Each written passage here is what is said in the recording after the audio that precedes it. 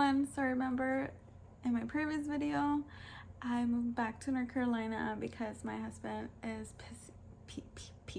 we're PCSing to Germany, and our original leave date was August 20 and today is October 6th, I think, and we still haven't left. We're still trying to figure some things out, but I wanted to share with you guys the timeline of what it's been like so far, so you kind of get an idea of how long some things are taking.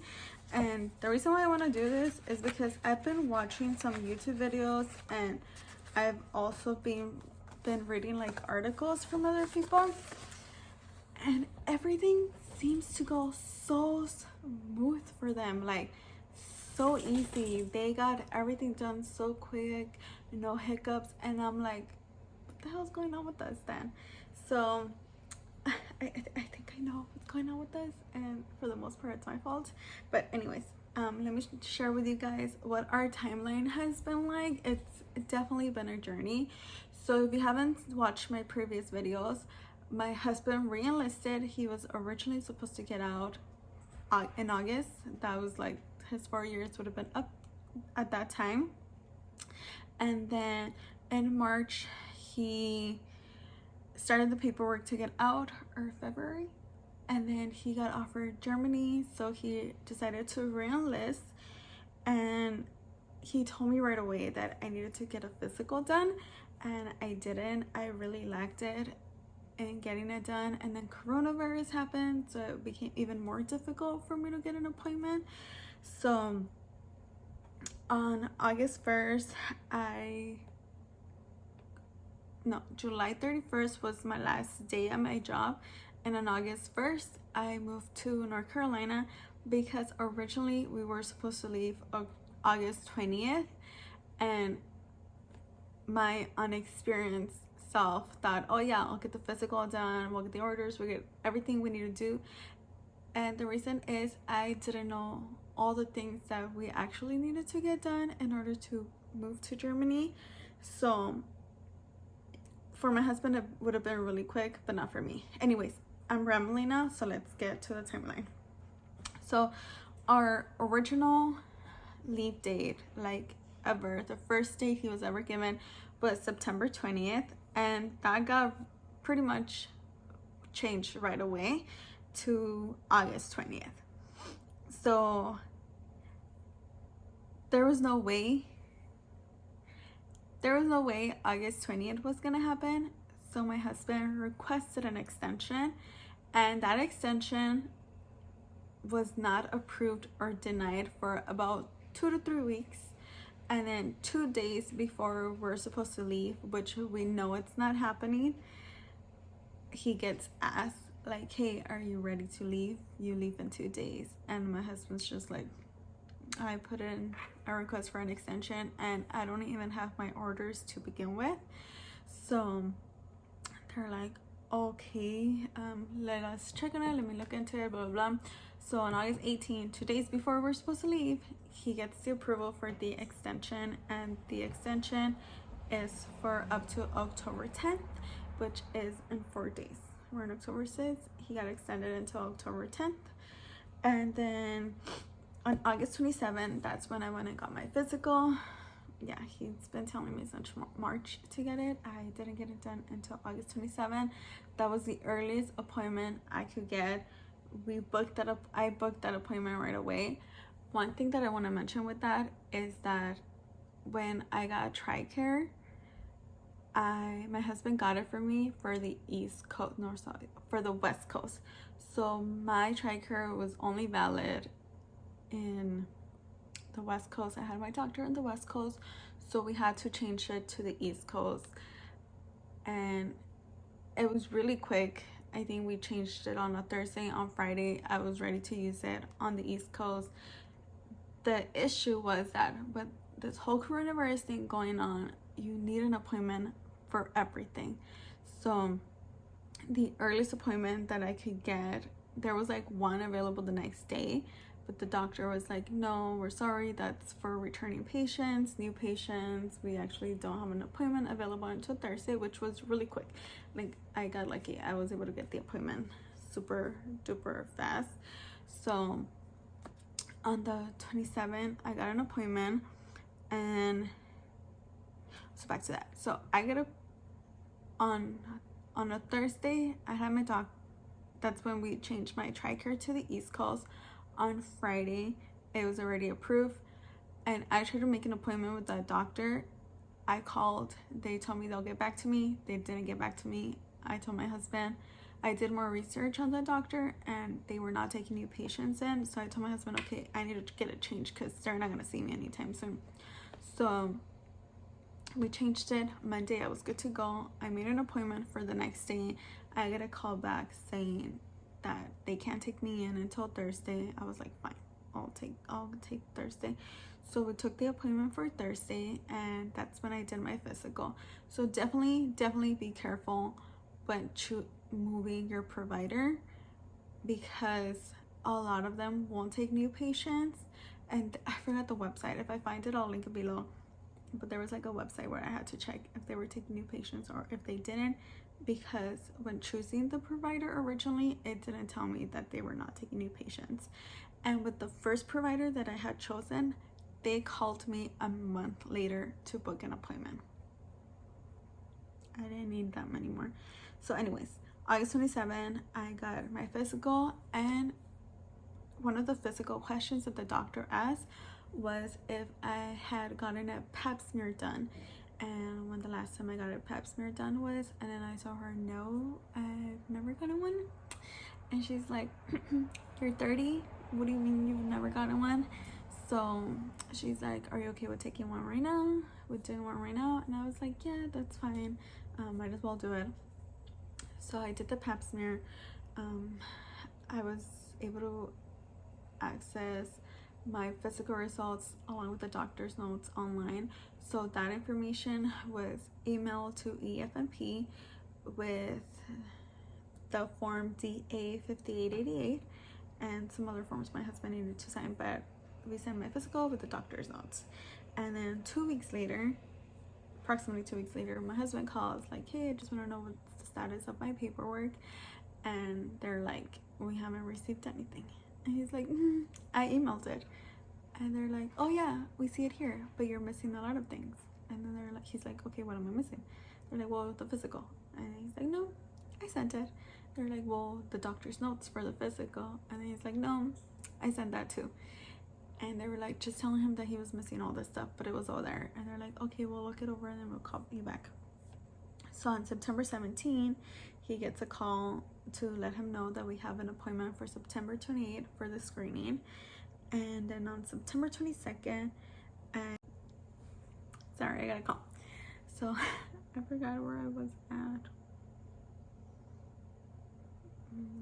Okay, so on September 22nd, I get a call from EFMP, and they're basically requesting my pap smear results, which I didn't know that I had to get a pap smear. The only reason why I got it was because I had never gotten one, and the doctor was like, girl, you need to get one.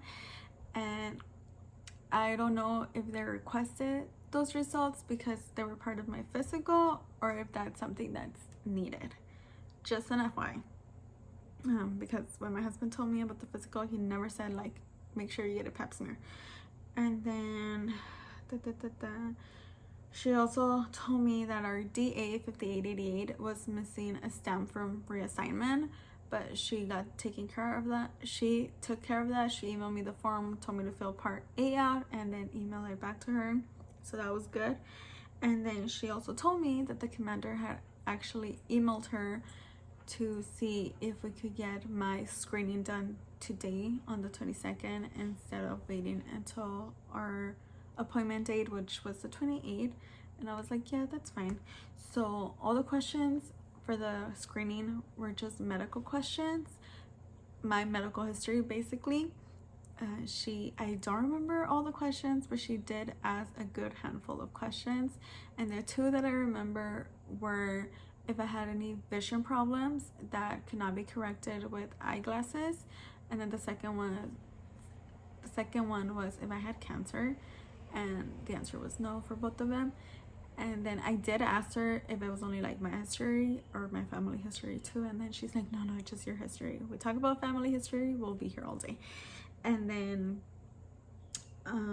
she also asked where in Germany we were going to, and that was it. It was really easy. The screening was really easy. It was just a phone call. It was not FaceTime. Remember, this is happening in 2020 when coronavirus is with the whole COVID thing is happening. So if you're watching this 10 years from now, it may be different. If you're watching this and you went through this 5 years ago, it's obviously different. So it was just a phone call. It was good. It was really, really quick. Within 2 hours, she actually emailed reassignment requesting that the process be expedited. And let me read to you guys the email. There's like no personal information in the email, so she basically said, good afternoon, below is the email I sent reassignment will forward to Germany. You will receive a travel notification email with Germany's decision regarding approval or denial of family command sponsorship. It can take up to 30 days to receive the travel email. If you have not received by the 30-day mark, please contact the reassignment office at the Soldier Support Center. And then she gave us like the phone number, and then she said, I am not typically notified of Germany's decision. There were no EFMP enrollments indicated, and I requested expedite. Hopefully you will receive notification sooner. Thank you for all your efforts in this process. Please let me know if I can be of any further assistance at this time. So she sent that email, and then as you heard, it takes 30 days to receive the travel email, and this was on September 22nd. So the latest we were supposed to get an answer by was October 22nd. So the extension is for October 10th. So we wouldn't get an answer until 12 days later, but she did ask for it to get expedited. So on the 24th, I get a call from EFMP reminding me to confirm my appointment for September 28th. And I'm like, in my head, I was like, but I already did the screening. Isn't that what the appointment was for? So I was like, okay, maybe there's something else that I need to answer or something else that needs to be completed. I don't know. So I confirmed the appointment. And then on September 26th, we actually received an email saying that I was approved.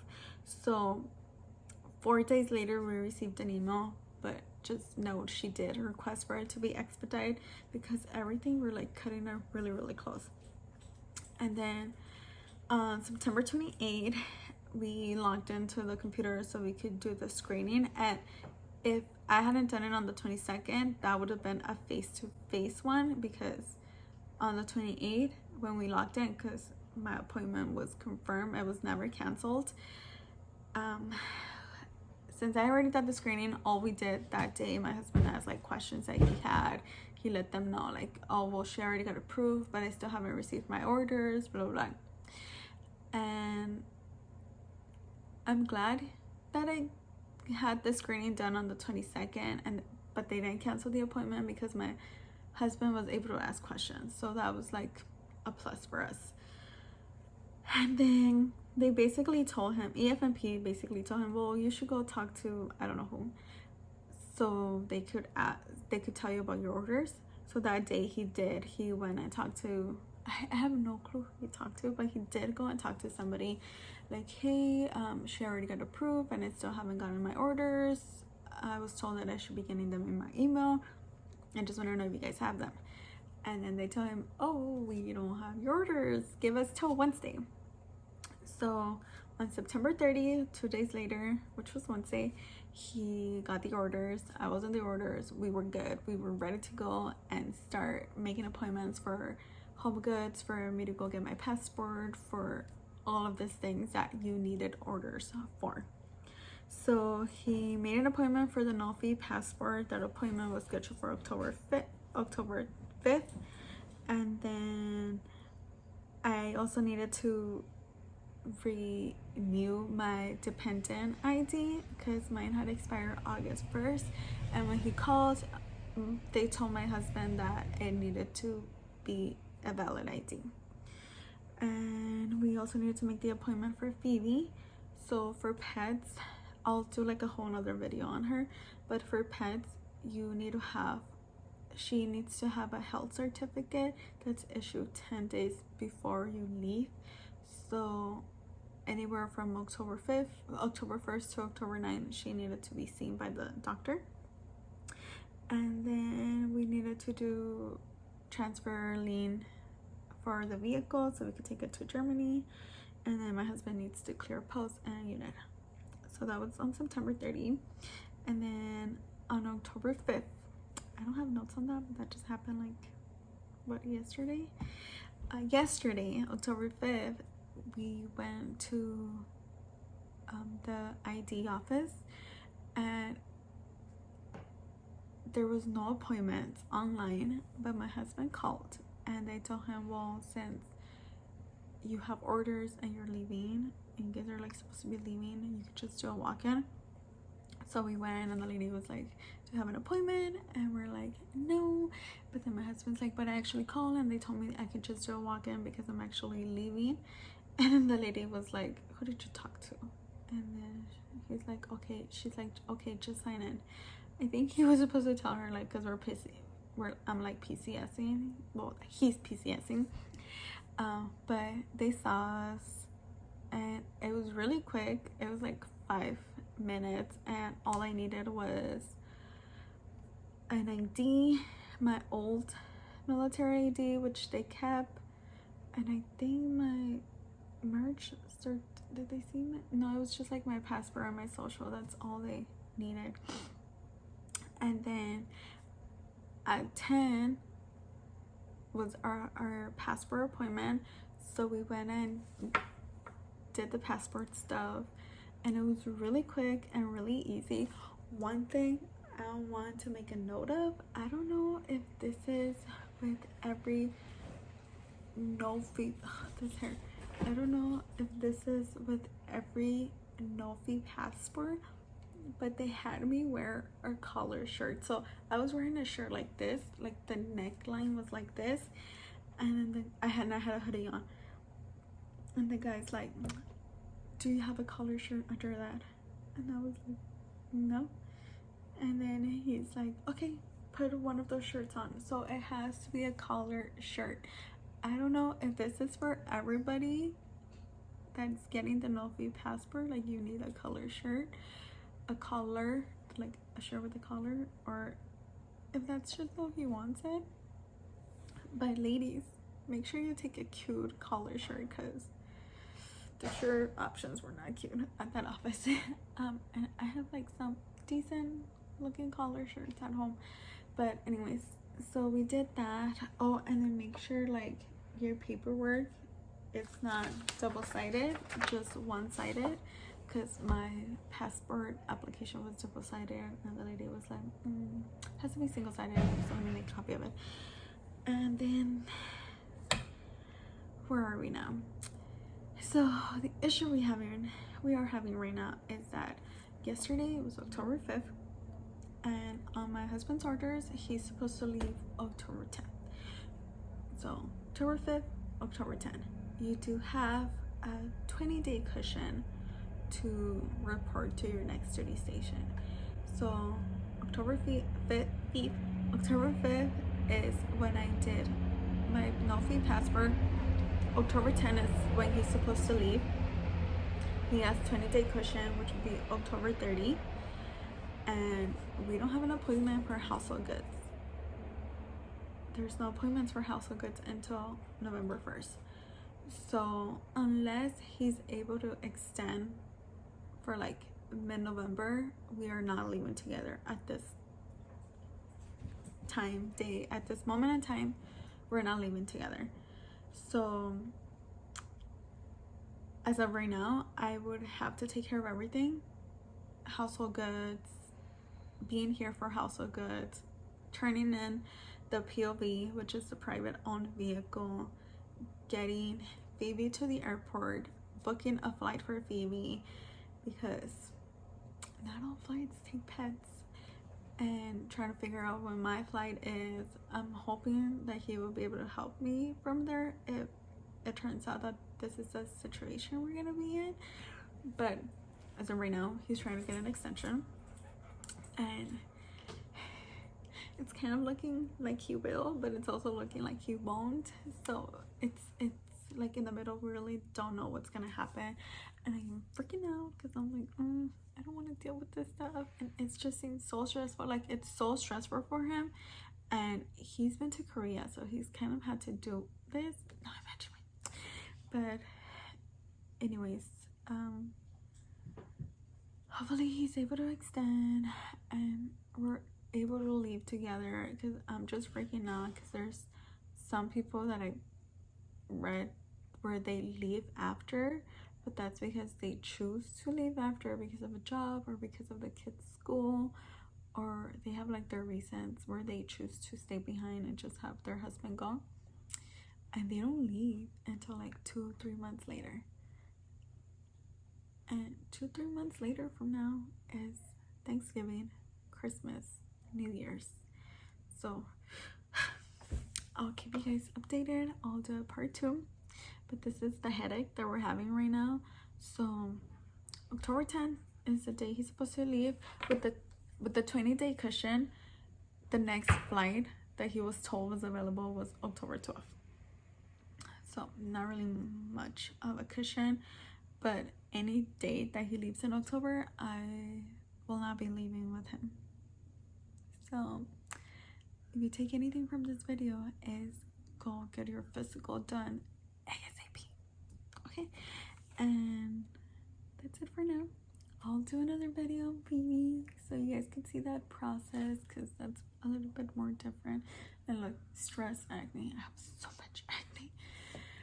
But that's it for now. I thank you so much for watching, and if you have any questions, or if you've been through this and it was also not as easy as other people make it seem, let me know, because I'm freaking out.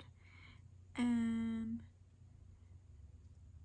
if you're saying like, oh well, shouldn't he get approved for the extension? No, he already tried and he got denied.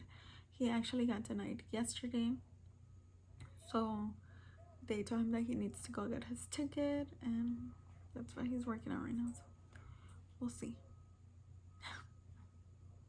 Okay, thank you for watching, and I'll see you guys next time. Hopefully my husband hasn't left. Okay, bye.